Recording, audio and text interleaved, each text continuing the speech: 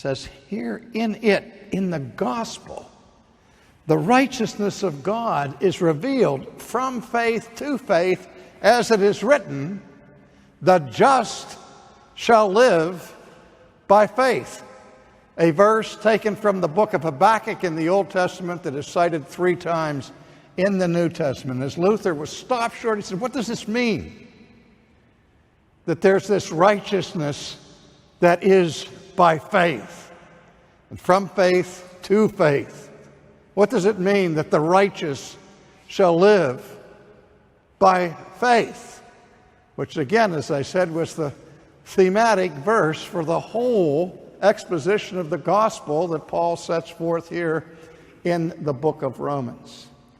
And so the lights came on for Luther, and he began to understand that what Paul was speaking of here was a righteousness that God in his grace was making available to those who would receive it passively, not those who would achieve it actively, but that would receive it by faith, and by which a person could be reconciled to a holy and righteous God. Now, there was a linguistic trick that was going on here too, and it was this, that the Latin word for justification that was used at this time in church history was, it's the word from which we get the English word justification, the Latin word justificare. And it came from the Roman judicial system.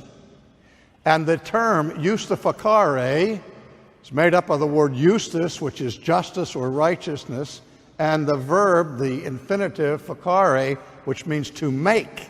And so the Latin fathers understood the doctrine of justification is what happens when God, through the sacraments of the church and elsewhere, make unrighteous people righteous.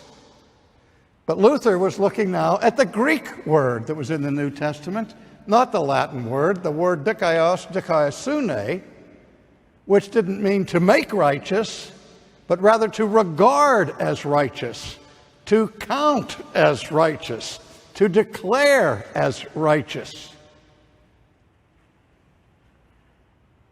And this was the moment of awakening for Luther.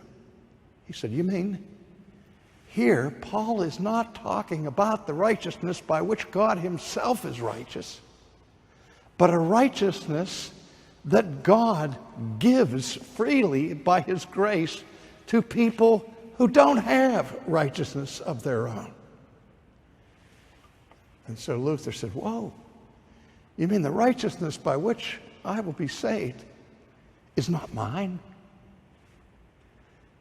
It's what he called a justitia alienum, an alien righteousness, a righteousness that belongs properly to somebody else. It's a righteousness that is extra nos, outside of us, namely the righteousness of Christ. And Luther said, when I discovered that, he said, I was born again of the Holy Ghost.